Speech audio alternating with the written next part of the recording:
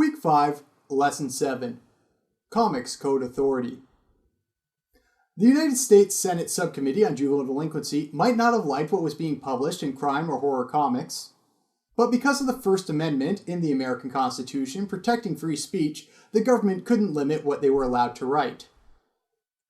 Unfortunately, Gaines' testimony at the United States Subcommittee of Juvenile Delinquency had further hurt the reputation of comics. And remember, this was at a time in America when some organizations were rounding up comics for the sole purpose of burning them.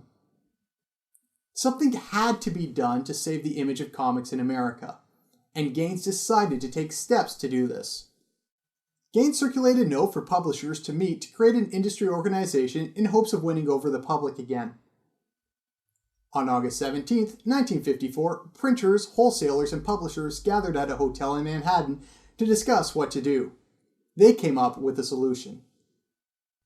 Starting September 1954, the Comic Code Authority was put into effect. What is the Comic Code Authority? It's a censorship that the government wanted. This was a preemptive attempt by the comic book industry to look like they were making a difference before the government passed laws forcing them to change. It was a list of rules that had to be followed so that the comic would get a stamp of approval, showing that it wasn't controversial or offensive in any way. This was a strict list that was open to interpretation by those reading it. So, who's reading these things for content control? The Association of Comic Magazine Publishers, which was an organization headed by New York magistrate Charles F. Murphy, who specialized in juvenile delinquency. He read the stories along with retired school teachers to make sure it wouldn't harm children. So, what were the types of rules that made up the list to get comics approved? Well, here's a sample of them. Crime shall never be presented in such a way to create sympathy for the criminal, or to promote distrust of the forces of law and justice, or to inspire others with a desire to imitate criminals. This means that you cannot have three-dimensional villains. The villain cannot blow up a weapons factory to save his people from an invading power. The villain cannot rob a bank to get money to give his daughter a life-saving operation. In every instance, good shall triumph over evil, and the criminal punished for his misdeeds. This means that by the end of the issue, the villain has to be caught. You can't build up a villain over several issues, or even have them get the upper hand on the hero. No comic magazine shall use the word horror or terror in its title. This rule seemed to be made just to hurt William Gaines, who had the word horror in one of his best-selling books. Remember, Gaines made the comic publishers look bad with his testimony at the hearings. Most other people in the industry were not too pleased with him. Another rule was, scenes dealing with or instruments associated with The Walking Dead, torture, vampires and vampirism, ghouls, cannibalism, and werewolfism are prohibited.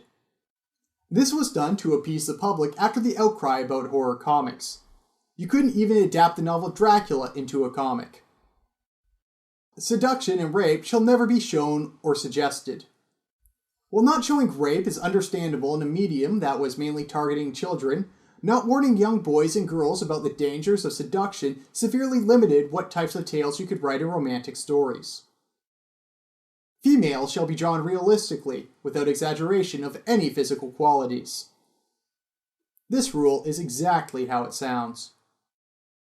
Nudity with meticulous purpose and salacious postures shall not be permitted in the advertising of a product. Clothing figures shall never be presented in such a way as to be offensive or contrary to good taste or morals. This rule is also exactly how it sounds. Ridicule or attack on religious or racial groups is never permissible. And as we'll see, this rule is open to interpretation. Divorce shall not be treated humorously nor presented as desirable. So, if a marriage isn't working or is abusive, it is no longer allowed to end. All characters shall be depicted in dress reasonably acceptable to society. Arguably, this was the one rule that was broken the most, as Robin still didn't get pants. If those weren't strict enough, there was yet another clause in the code which stated, all elements or techniques not specifically mentioned herein, but which are contrary to the spirit and intent of the code and are considered violations of good taste or decency, shall be prohibited.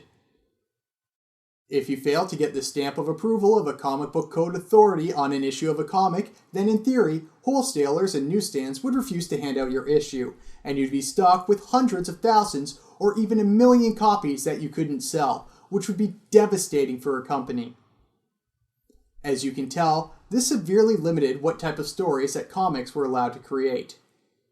Crime comics were about to disappear, and EC Comics was about to lose some of its biggest advantages in the market because of what the code would no longer let them do.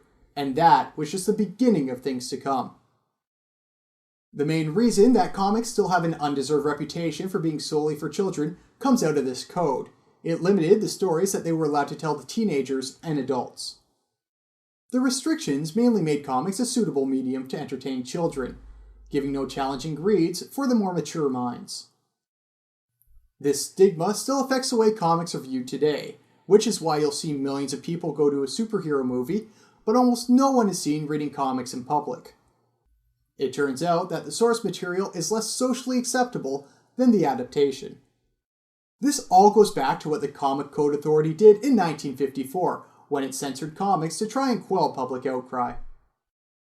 But it wasn't just violence that the Comic Code was used to censor. It turns out that the Comics Code Authority was using its powers to try and promote the values of its members over the values of comic book writers. What do I mean by that? It will all be explained by reading Incredible Science Fiction issue number 33, An Eye for an Eye. This story is actually a reprint of Weird Fantasy issue number 18, Judgment Day. The story takes place in a distant future where an ambassador named Tartlan is sent to a robotic colony to see if the robots have evolved to the point where they're ready to join Earth and learn from its benefits. The tour seems to be going well until Tartlan sees that the robots aren't treating the blue robots equally. They're not given the same education or opportunity. Seeing this, Tartlan says that the robots are not ready and heads back to Earth. In the spaceship, he takes off his helmet and we see that Tartlan is black. This was the sort of twist ending EC was known for. In the future, black people on Earth had become equal to Caucasians and were given important jobs like astronauts and ambassadors. Magistrate Charles F. Murphy claimed that having an ambassador be black violated the rule that ridicule or attack on any religious or racial groups is never permissible, and demanded that the last panel be changed to show the ambassador as being white.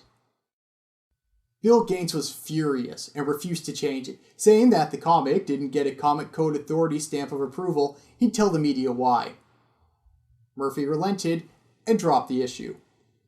But Gaines felt that the Comic Code Authority, which he helped start, was going to be more trouble than it was worth.